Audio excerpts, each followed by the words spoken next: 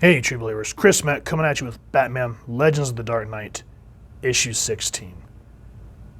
And this book was absolutely phenomenal. I first want to give a shout out to my buddy Lee Bond for hooking me up with this. Thank you so much, brother. This is the first appearance of the drug Venom. Why does that sound familiar? That is the drug that Bane uses to increase his strength like 1,000-fold. However, the print date on this book was 1991. Cannot remember the date off the top of my head. However, here's the thing. This was 91. Bane didn't show up until around 1993 in The Vengeance of Bane #1, when Venom was taken to Santa Prisca to be synthesized and started being experimented on with soldiers. So I like how Chuck Dixon essentially took what Denny O'Neil did here in this book and expounded on it. That is how you expand the mythos of Batman and all the characters within that world. So with that said, let's talk about who made this book. This is Venom Part 1. This is story by Denny O'Neil. Layouts, Trevor Von Eden. Pencils, Russell Braun. Inks, Jose Luis Garcia Lopez. Ooh, that's tiny lettering. Willie Schubert letters. Steve Olaf colors, and Dolly and Helfer, I think that's how you say that, editors. And this is very much, like, before we even dive into this, I want to establish something here. So, to me, and let me know what you guys think. Okay, so Bill Finger and Bob Kane created Batman. Got it. However, it was Neil Adams and Denny O'Neil who revitalized and essentially recreated Batman. Like, if you've never read a Batman comic book, but you've watched the animated series, a good majority of those episodes were based off stories from Denny O'Neil.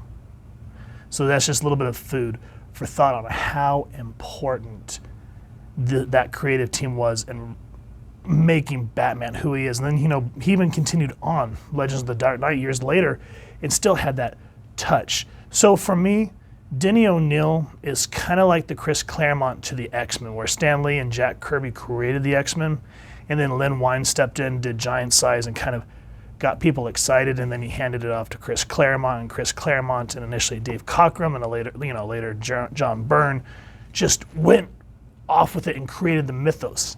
And that's what I feel like O'Neil and Adams initially did. So with that out of the way, I just had a little bit of word salad.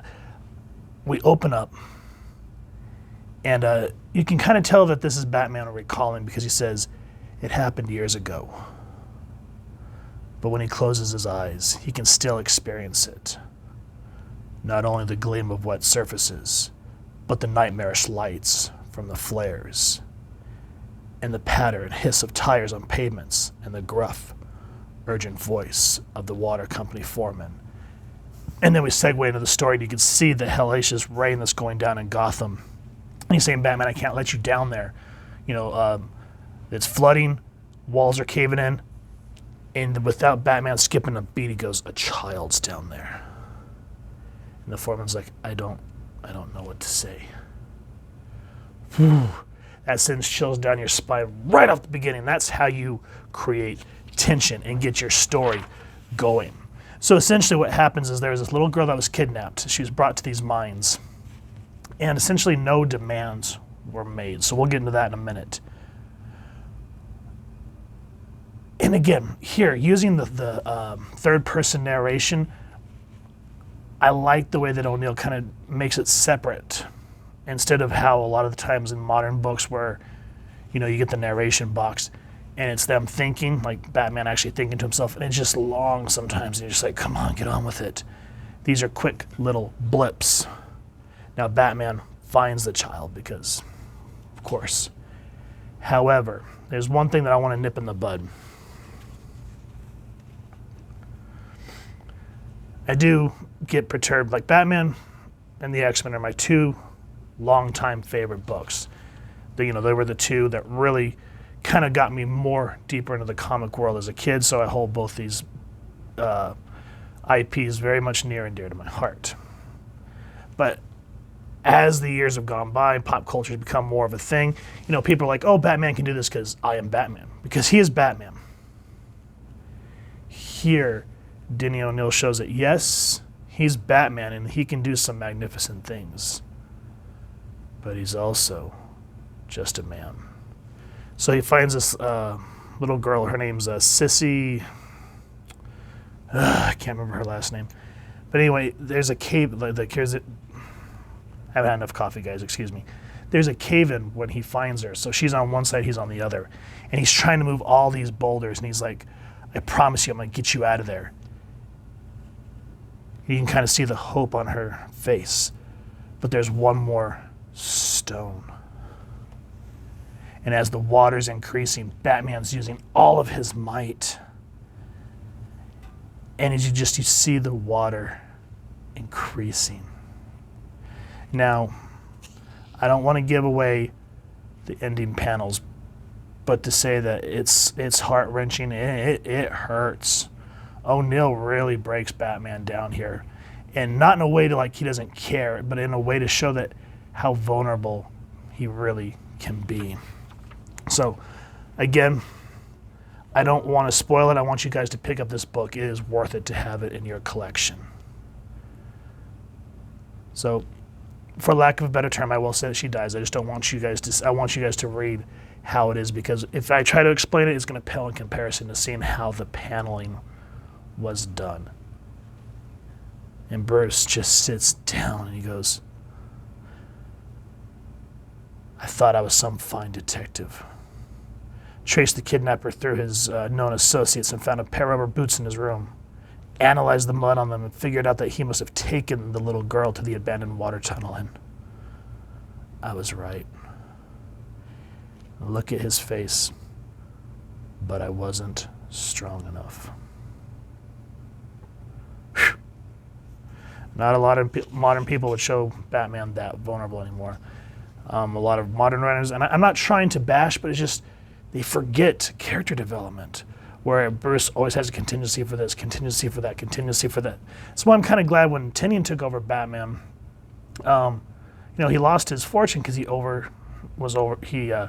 blind in certain areas, and it made it interesting to kind of see how he had to pick himself back up. Now, Alfred's saying you need to rest, sir. You haven't slept. This is going to take a toll on you. But Bruce is like, not until I've broke the news to her father. Now here, let's say this was a few years ago before I had my son. I think this would have bugged me from, just a moral point of view from what happens. But now that I'm a father, I was steaming and fuming when I read these panels. What do I mean by that? So Bruce, Batman, comes to break the news that his daughter passed away. He goes, I can't say how sorry I am. Well, it's a shame. My daughter certainly had a short life. But I dare say it was a happy one.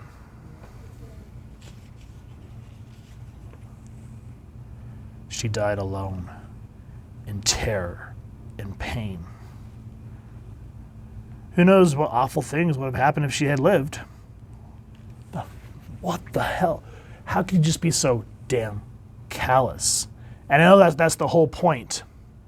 He's more interested in talking about this new drug that he's created that's what is it? It's a performance-enhancing drug, essentially. And that's what the kidnappers wanted. And he refused to give it up. And so his daughter was lost to him because of that. Just the lack of caring for the loss of his daughter just burned me down to my core. I was like, oh, you son of a. But anyway, we're going to jump to, there's an attack on Sissy's father's home. Bruce leaps into action. And again, he's not going to let these kidnappers and now murderers get away. So he's trying to grip onto this truck for dear life. But he slips, he's thrown, and Bruce is just fuming. He feels like he's not enough anymore.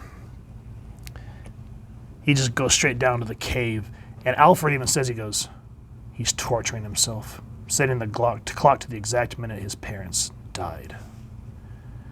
And you go down and you see he's immediately working out. And Alfred's like, dare I ask? Worked it out on a slipstick. The chunk of cement I couldn't move weighed 630 pounds. Weight I've got on this bar now. And again, look at this vulnerability. He goes to deadlift it. He injures himself. And Alfred's like, you've torn something. It's already swelling. And yet he makes Alfred take him out to do some daytime researching under the guise of Bruce Wayne. And that's as far as I want to go, guys. At the end, well, actually, you know what? Let me see if I can get to what I want to show you here. Hold on. We're going to do some skipping. Hold on.